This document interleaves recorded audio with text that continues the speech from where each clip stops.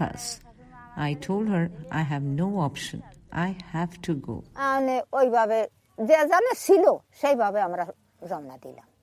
We joined the protest one by one. When we arrived, we saw those men getting ready. They were armed with lathi sticks, blades, and cleaver knives. We kept marching, as we were convinced that they would not attack us women. There were about 400 or 500 of us. We women were in the front and the men were behind us.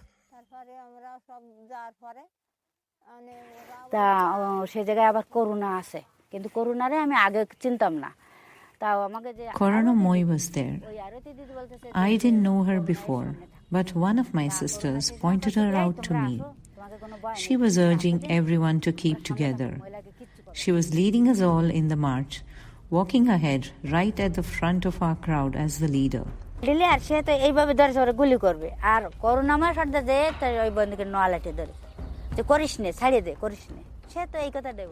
I saw someone point the barrel of a gun right at Corona Moi's head.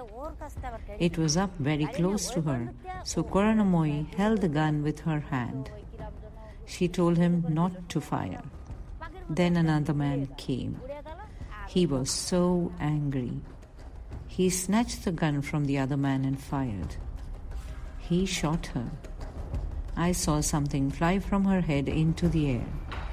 There was blood and smoke.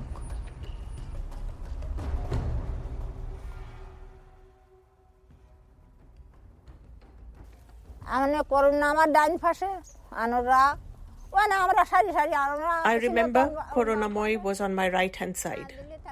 Then all of a sudden, something was thrown on the ground next to us. It looked like a ball of string, like a twine, all coiled up. Someone warned us, don't touch it, don't go near it. It was a bomb. It exploded and the darkness came. It was so dark. I felt someone hit my waist. It was Corona Moi as she fell to the ground.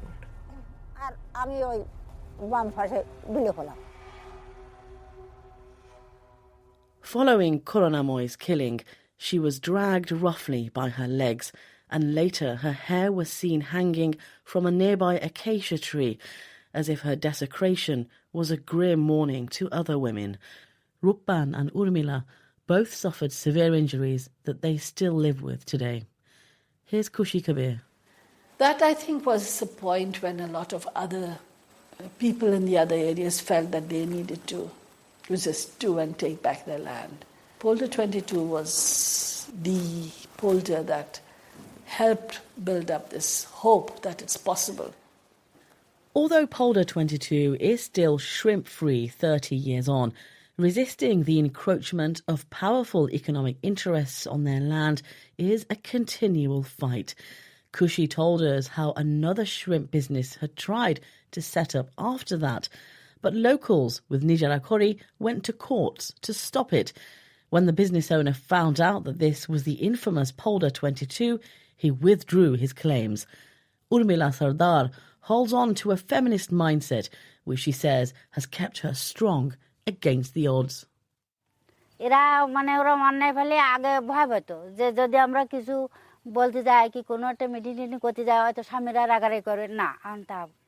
We have built up our courage over time. Before, women were afraid to protest. They were kept down by their husbands. But nowadays, we go to the shops by ourselves. We go to the law courts for justice. We are smart because we are no longer afraid. My name is Kripa Goldar. Kripa Goldar is part of the next generation who came after Corona Moi and older women like Urmila and Rukban. At that time, we had some female leaders called Jamuna, Josna, Kamala, Arnika Dhali. Now, new leaders have taken their place. Kripa stepped in as a leader of the Landless Women's Association in 1990 and has been leading the fight for rights of marginalised women like her mother did before her. The older women have laid the groundwork for them, she says, through their direct and forceful action.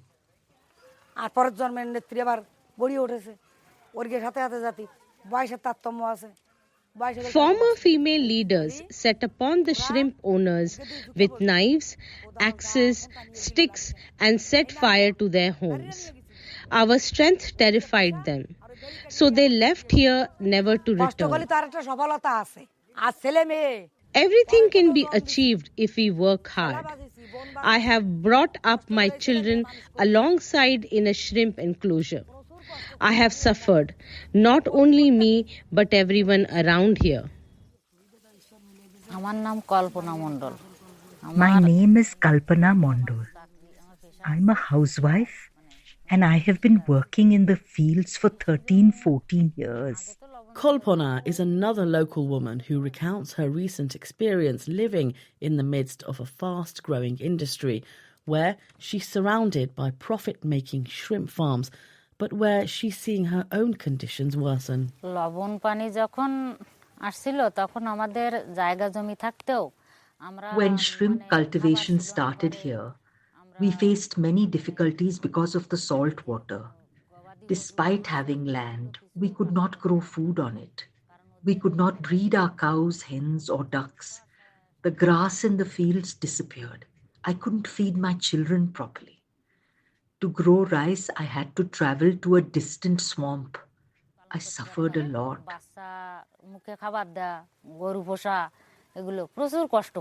Research studies from the coastal area indicate that salinity in the soil is higher around shrimp farms and that this has a detrimental effect on rice yields. The encroachment of shrimp farming to the area's richly biodiverse mangrove forests is concerning environmentalists who say it impacts on the severity of cyclones.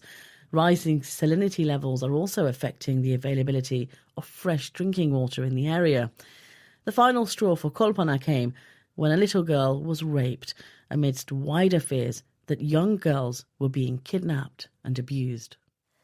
এখান থেকে 15-16 বছর আগে যখন আমাদের এই জায়গা লবণ মানে জোর করে For 15-16 years, shrimp owners seized our lands and established enclosures by flooding them with salt water. Then one time, I noticed a girl with long hair in one of their houses.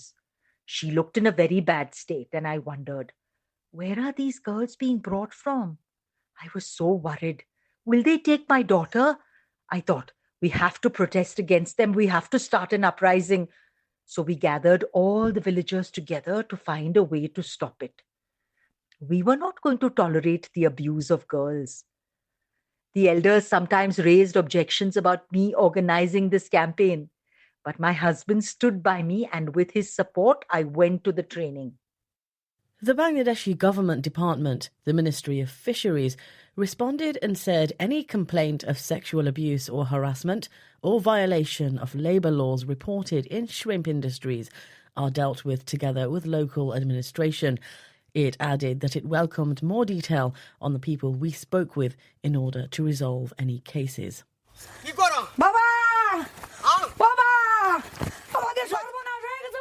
Kripa Goldar has organised a variety of training sessions, including the play reenacting past struggles against shrimp encroachments, but also other projects which build knowledge across other disciplines too. We have become empowered. Our group has ethics, ideals, goals, and we have put in place the training we need to protect ourselves. First, when we hear about a land grab, we check to make sure it's correct. Then we set off together. We carry axes, knives, and brooms. We make sure to strike first. Our motto is, wherever we go, we never run away. And that is how we achieve our goals.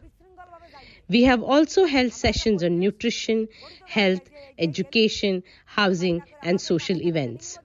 We learn about our history, the law, and leadership. Our group is about staying strong no matter what.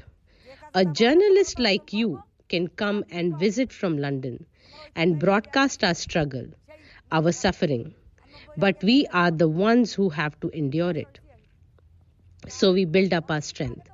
We make ourselves strong.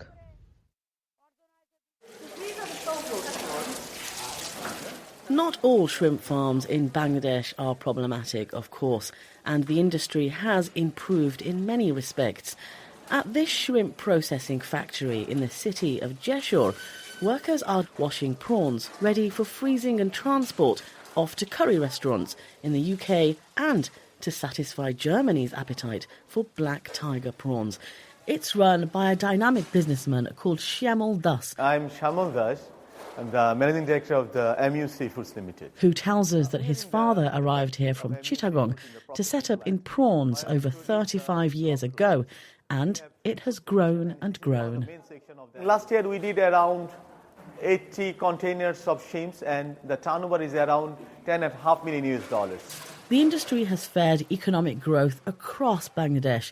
This has lifted many people out of poverty, which Shyamal sees as an important factor in women's empowerment and generational change. So if I can employ 1,000 more girls, I feel that their livelihood will change. Their son and daughters, they have been going to these schools, and their livelihood has been changed a lot. Shyamal Das thinks that increasing salinity in the soil is what he calls false propaganda. False propaganda. Due to the fact the area floods seawater every monsoon naturally. He acknowledges that increased salinity has affected local drinking water supplies, but thinks there is a solution: deeper wells. And he suggests the government should use some of the taxes they've collected from the shrimp industry to improve access to drinking water. That is the essence for the life. Kalpana Mondal, meanwhile, thinks distribution of power more equally will bring true progress. If all the women and men of Bangladesh work together, our country will move ahead. The feminist Bengali poet Begum Rukia championed women to mobilise in the early 20th century. Her spirit seems to be alive and well in the actions of women from Polder 22 and these neighbouring lands in their struggle against the encroachments of the shrimp and prawn industry. Without protest and revolution, we would not have been able to learn anything, to be who we are, to be independent. We have done all of this to become the women we are today.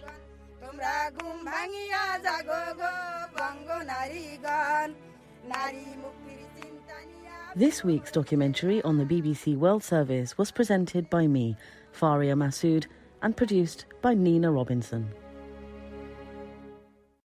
Thank you for listening. There will be more from the documentary podcast soon. The documentary is just one of our BBC World Service podcasts. There are many others to choose from. The Bomb unearths a gripping true story of espionage at the core of the British-American atomic research programmes. Find out more in Season 2 of The Bomb, a podcast from the BBC World Service, available now.